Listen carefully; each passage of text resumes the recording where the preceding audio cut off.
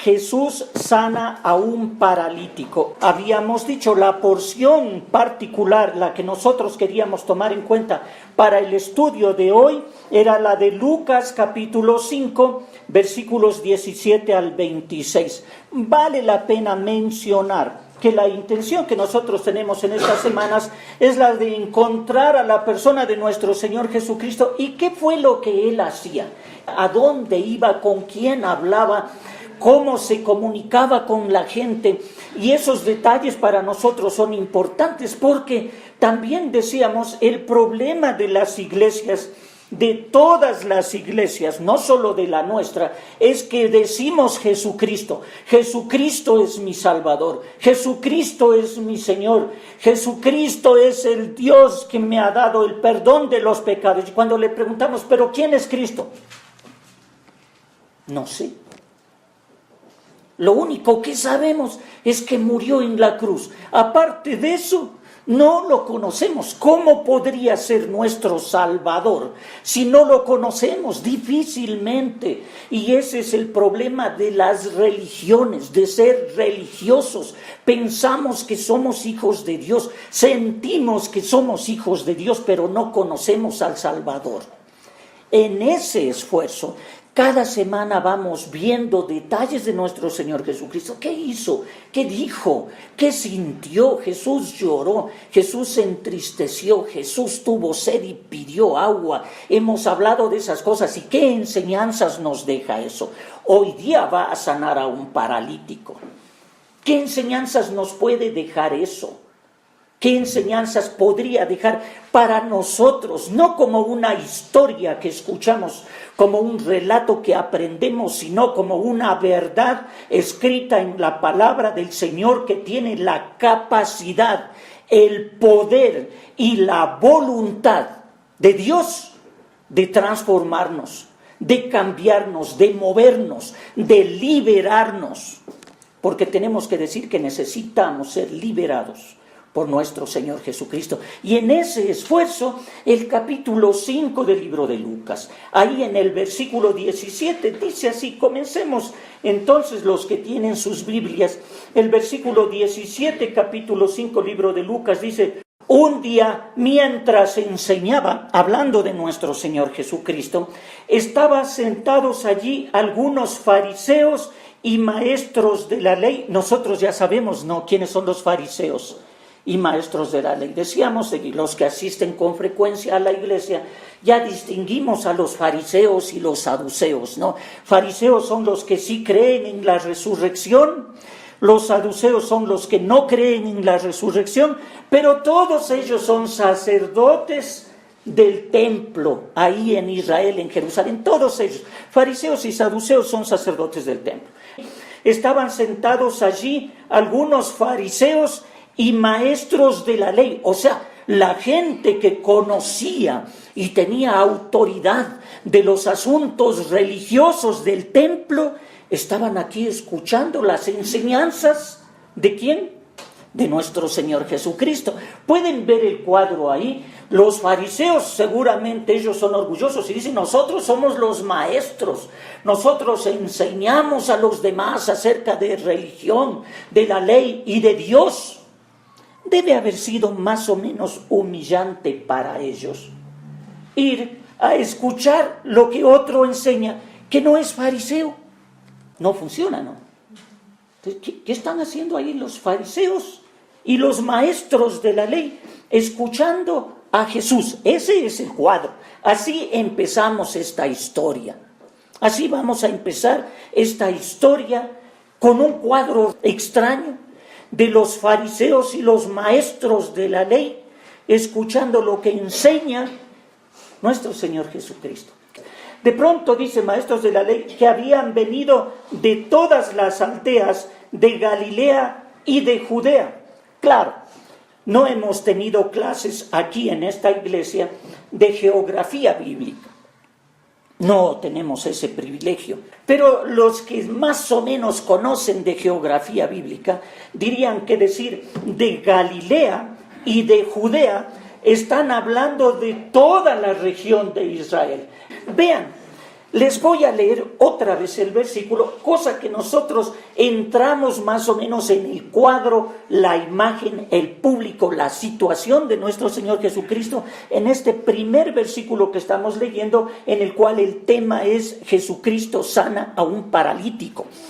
Un día, mientras Jesús enseñaba, estaban sentados allí algunos fariseos y maestros de la ley que habían venido de las aldeas de Galilea hasta Judea y también de Jerusalén. Y el poder del Señor estaba con él, o sea, con nuestro Señor Jesucristo, para sanar a los enfermos. ¿Qué les parece? ¿Será que nuestro Señor Jesucristo a veces tenía poder para sanar a los enfermos y a veces no? No. Lo que el escritor aquí está diciendo es que está mostrando el tipo de público que nuestro Señor Jesucristo tenía en este momento y qué es lo que él va a relatar enseguida, como Jesús sana a un enfermo. Entonces, dice el versículo 18, llegaron unos hombres que llevaban en una camilla a un paralítico y procuraban entrar para ponerlo delante de Jesús. ¿Sí pueden ver el cuadro? Casi puedo ver el público. Nuestro Señor Jesucristo tratando de evitar el amontonamiento, la presión, gente que quiere tocarlo, gente que quiere estar más cerca. ¿Y saben quiénes quieren estar más cerca? Los fariseos y los escribas. Esa gente quiere estar cerca para escuchar mejor qué es lo que enseña, porque lo que él enseña es poderoso, es importante. Ha demostrado que tiene autoridad desde que tenía 12 años. Sorprendió a los maestros de la ley cuando fue al templo.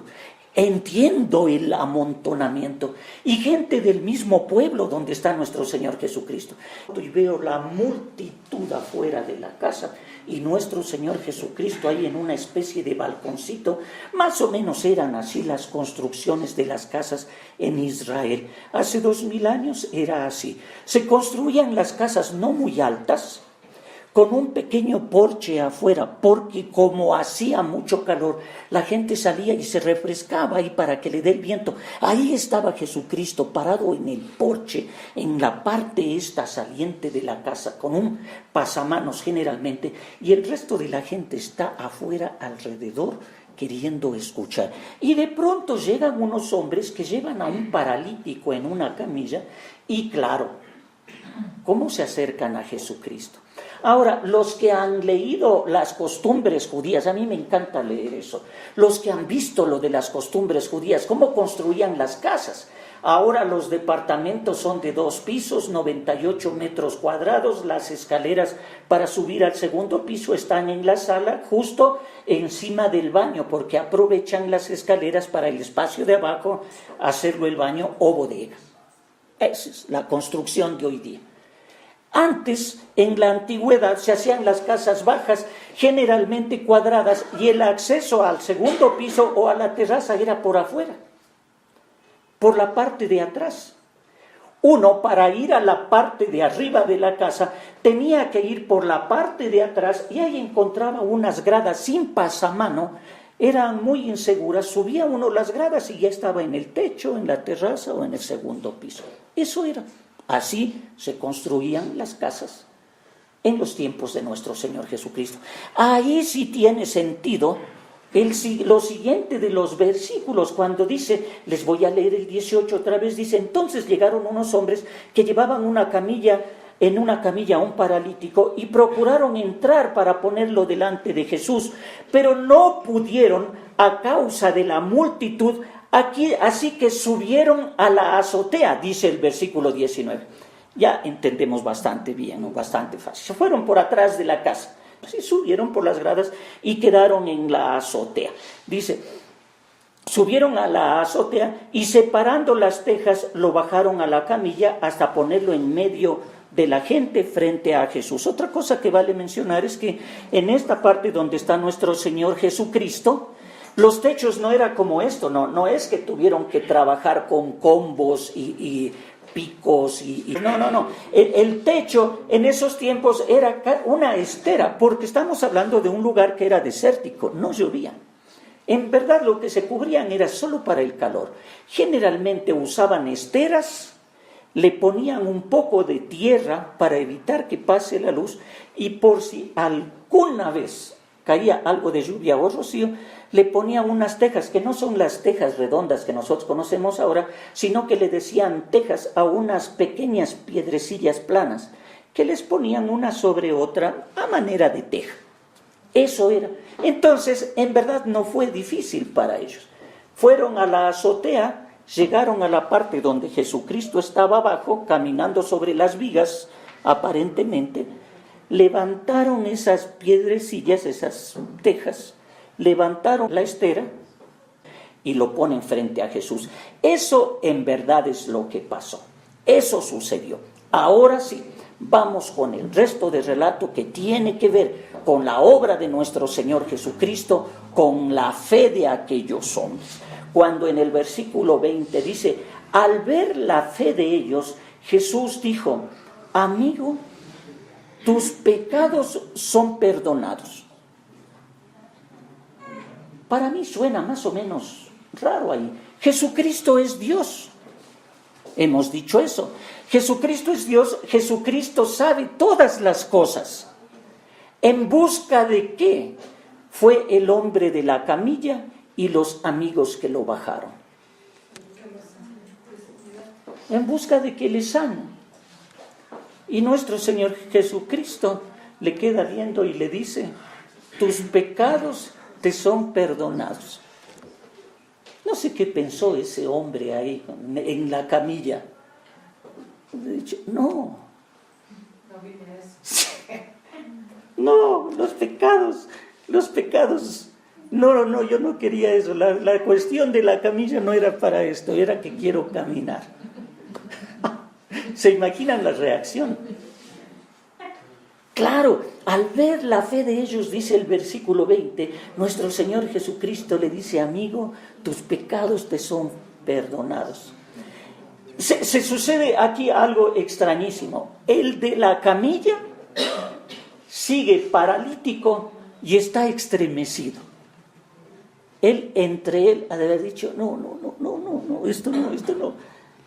Pero no solo eso, sino que vean lo que sucede al frente, los que están escuchando ahí. El público parece que en primera fila estaban, claro, los más importantes, los más respetables, los fariseos. Por eso en el versículo 21 dice, los fariseos y los maestros de la ley comenzaron a pensar, ¿quién es este que dice blasfemias? ¿Quién puede perdonar los pecados sino solamente Dios? Y en el versículo 22 dice, pero Jesús, sabiendo lo que estaban pensando, les dijo, ¿por qué piensan así? ¿Qué es más fácil decir? ¿Tus pecados son perdonados o levántate y anda? Yo te pregunto aquí, entre nosotros, ¿qué es más fácil decir? ¿Tus pecados son perdonados o levántate y anda? Para mí, ¿saben lo que fuera más difícil? O sea, si yo estuviera aquí haciéndome el que no soy y digo, vengan acá, y de pronto les digo, sus pecados son perdonados. Ya está, ya son perdonados, pueden irse. ¿Qué es más fácil, más difícil? Claro, de pronto vienen y me traen un paralítico y me dicen, hermano, ¿tiene poder para perdonar los pecados? ¿Por qué no lo hace este también levantarse? Y le digo, levántate y anda. ¿Y saben lo que va a pasar? No se va a levantar. No se va a levantar nunca. No solo que era difícil, sino imposible. Esa es la cuestión. No es solo que es difícil, sino que es imposible para mí. Pero miren, es nuestro Señor Jesucristo y de eso se trata el cuadro aquí. ¿Qué es más fácil decir? tus pecados son perdonados, o levántate y anda. Y están los fariseos y los maestros de la ley, y está la gente, y está el mismo paralítico, seguramente alzando a ver, diciendo, sí, parece que la cosa va enderezándose, se va mejorando, ¿no? Y entonces en el versículo 24 dice, pues para que sepan que el Hijo del Hombre tiene autoridad en la tierra para perdonar pecados, se dirige al paralítico y le dice, a ti te digo, levántate, toma tu camilla y ándate. Y al instante, dice el versículo 25, el paralítico se levantó, tomó su camilla en la que había estado acostado y se fue a su casa alabando a Dios. La historia es linda, la historia es bien especial y es bien particular. La historia es interesante, pero ¿qué enseñanza nos deja esto a nosotros? Porque decíamos al principio, nosotros vamos a ver Jesucristo sana a un paralítico, pero ¿qué es lo que esto nos dice a nosotros? Al paralítico ya le dijo algo, a los sacerdotes y a los fariseos les dijo algo, pero ¿y a nosotros? Yo creo que podemos sacar 3 conclusiones, 3 enseñanzas, 3 fundamentos básicos para nuestra vida cristiana que deberían ser definitivos e importantes y que deberían ser marcantes para que nosotros entendamos bien de qué se trata una verdadera relación con un Cristo que decimos que es nuestro Salvador. La primera cosa que yo veo ahí es que cuando esperamos un milagro de nuestro Señor Jesucristo, es necesario que ese Cristo sea bien conocido por nosotros. ¿Por qué digo esto? Porque estos hombres fueron con el enfermo y ellos sabían, no dudaban, ellos sabían que Cristo podía sanar a este paralítico y levantarlo de su camilla. Ellos sabían, no dudaban, conocían perfectamente al Cristo al que acudían. Ellos no fueron por si acaso sea que lo sane, por si acaso sea que no. Digo yo esto porque si dudaban, al ver la multitud, ni habrían pensado en irse por la parte de atrás de la casa y luego descolgar al paralítico por el techo. Ellos sabían perfectamente quién era Cristo y capaz de qué era el Cristo al que acudían. Cuando esperamos un milagro de nuestro Señor Jesucristo, es necesario que conozcamos bien al Cristo al que acudíamos. Ni la iglesia, ni las personas, ni organizaciones podrán tomar el lugar de Cristo. No hay que pensar que asisto a la iglesia el domingo y entonces tengo una relación personal y verdadera con Cristo. Eso no funciona. Como otros dicen, soy católico, apostólico y romano. No funciona. Como dicen otros, soy bautizado en la iglesia evangélica y pongo la ofrenda y tomo el pan y el vino. No funciona. ¿Qué es lo que sí funciona? Para tener una relación con el Cristo en la cual nos podemos delante de Él, nos colocamos delante de Él, nos postramos delante de Él y Él responde. ¿Qué es lo que sí funciona? Conocerlo bien y saber lo que Él puede hacer por mí.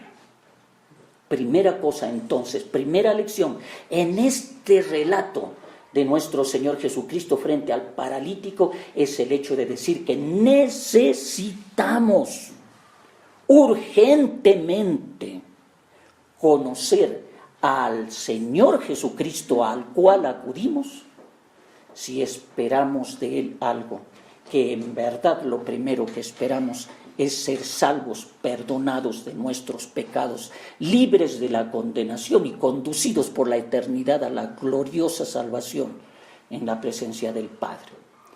Pero hay otra cosa también que se puede ver aquí, que siempre habrán obstáculos cuando queremos acercarnos al Cristo, al cual queremos acudir. Siempre habrán obstáculos. A veces los obstáculos son las circunstancias. Ay, no, es que el domingo, chutica, domingo 10 de la mañana no puedo. Lo que pasa es que como trabajo fuerte toda la semana, dominguito me quedo hasta tarde. Y tenemos, yo no sé, ya no quiero empezar a inventar porque tal vez afecto a alguien. Yo estaba diciendo esto contra mí. Cada uno de nosotros tenemos nuestras circunstancias. A veces son las circunstancias o a veces es la gente que nos rodea. Uno a veces no viene a la iglesia porque dice, no, pues ahí va a estar el Fabio. Me cae mal. Y sí, me cae mal. A la iglesia no voy porque me cae mal. ¿Y por qué no vas a la otra iglesia? En cambio, allá no conozco a nadie. No hay quien me caiga bien. Sí, estos me caen mal, estos otros no me caen nada porque no los conozco, así que no voy a ningún lado. Cada uno de nosotros tenemos nuestras propias justificaciones, nuestros propios obstáculos, ¿no es cierto? La gente que nos rodea, alguna circunstancia, a veces quien nos estorba, y la mayoría de las veces quien nos estorba más, somos nosotros mismos. Nosotros mismos. Porque tenemos la capacidad de encontrar cualquier pretexto con tal de no encontrarnos con nuestro Señor Jesucristo. Con tal de no acudir a nuestro Señor Jesucristo. A veces somos nosotros mismos o a veces nuestra condición. El inválido, por ejemplo, ¿qué justificación buenísima podía tener el inválido para no acercarse a Cristo? Soy inválido. ¿Y quién le iba a decir? No, pues esa razón tiene, el pobre es inválido. ¿Quién le exige al inválido? Está acostado arrastrándose. ¿No es cierto? Parecen buenas justificaciones. A veces nosotros mismos encontramos justificaciones muy buenas para nosotros mismos. Siempre habrán obstáculos para vencer cuando queremos tener una relación que sea cierta, que sea verdadera y que sea efectiva con nuestro Señor Jesucristo. Hay que conocer bien a Cristo, saber lo que podemos esperar de Él, que es el perdón de los pecados. La segunda cosa, hay que saber que habrán obstáculos cuando queremos acercarnos a Él y entender, poner en nuestra cabeza que realmente, si somos honestos con nosotros mismos, nos vamos a dar cuenta que el mayor obstáculo para acercarnos a Cristo somos nosotros mismos. Pero hay una tercera cosa, una tercera enseñanza que en verdad es importante que tomemos en cuenta. Cuando nos acercamos a Cristo, cuando hemos logrado acercarnos a Cristo y vencer estos obstáculos, vamos a descubrir que Cristo nos da más de lo que necesitamos y que es más misericordioso y más amoroso de lo que habríamos podido imaginar. ¿Por qué digo esto? Porque los amigos y el paralítico fueron para que lo sane. Para que lo sane fueron. Él quería caminar. ¿Y saben cómo salió? Salió adorando a Dios. Fue por una cosa y recibió dos. Fue porque quería ser sanado y salió sanado y con los pecados perdonados. Ahora yo digo, ¿cuál de las dos cosas fue más importante? Voy a repetir. Este hombre fue porque quería ser sanado, fue por una cosa. Y terminó recibiendo dos de Cristo cuando venció los obstáculos, cuando logró acercarse a Él. Terminó recibiendo dos. Recibió lo que Él pedía, que era ser sanado, pero también salió perdonado de sus pecados, es decir, liberado de la condenación. ¿Cuál de las dos vale más? ¿Cuál de las dos es más importante? Y lo más importante que recibió fue aquello que ni siquiera pidió. Cuando nos encontramos con nuestro Señor Jesucristo, cuando nos hemos logrado vencer a nosotros mismos, cuando hemos entendido que esta relación con Cristo es poderosa, es eterna, es liberadora cuando logramos acercarnos a Él, caídos de rodillas, humillados delante de Él. Pidamos lo que pidamos, cuando abramos los ojos, notaremos que nuestro Señor Jesucristo ha sido aún más maravilloso de lo que habríamos imaginado, porque este hombre se fue alabando a Dios, recibiendo mucho más de lo que se hubiera imaginado el momento en que emprendió el camino para buscar a Cristo. Y esto es lo que nosotros vemos en esta mañana. Nuestro Señor Jesucristo curó al paralítico. ¿Qué hará por nosotros si caemos de rodillas delante de Él? Yo creo que la enseñanza es tan clara cuando nosotros diríamos: Cristo tiene el poder de demostrarnos a nosotros que Él tiene autoridad sobre la ley, autoridad sobre el pecado, autoridad sobre esta vida misma que nos rodea. Solo estiremos nuestras manos, tomemos su mano, apoyémonos en Él. No hay área en la que Cristo nos diga: no te puedo ayudar. No hay área, no hay cosa en la que Cristo diga: en esto tienes que defenderte solo, porque yo no puedo. Nuestro Señor Jesucristo presente en nuestras vidas es un desafío, no a nuestro Señor Jesucristo, porque Él se ha acercado a nosotros, de tal manera se ha acercado a nosotros que se entregó a sí mismo, muriendo en la cruz para perdonar de nuestros pecados. Entonces el desafío en verdad es nosotros mismos tener el valor, el coraje y la sabiduría de acercarnos al Cristo Salvador de una vez por todas, y entonces sí disfrutar de toda esa vida eterna que comienza aquí mismo en la iglesia. Y no estoy diciendo que te acercas a Jesucristo y se solucionan todos los problemas y vas a tener todo el dinero y todas las cosas te van a ir bien. No estoy diciendo eso. Lo que estoy diciendo es que cuando tenemos a Cristo como nuestro Señor en nuestras vidas, tenemos esperanza y la seguridad de saber que las cosas que suceden en nuestras vidas son para nuestro bien, porque todas las cosas llevan a bien a aquellos que alaban su nombre. Vamos a orar, mis hermanos.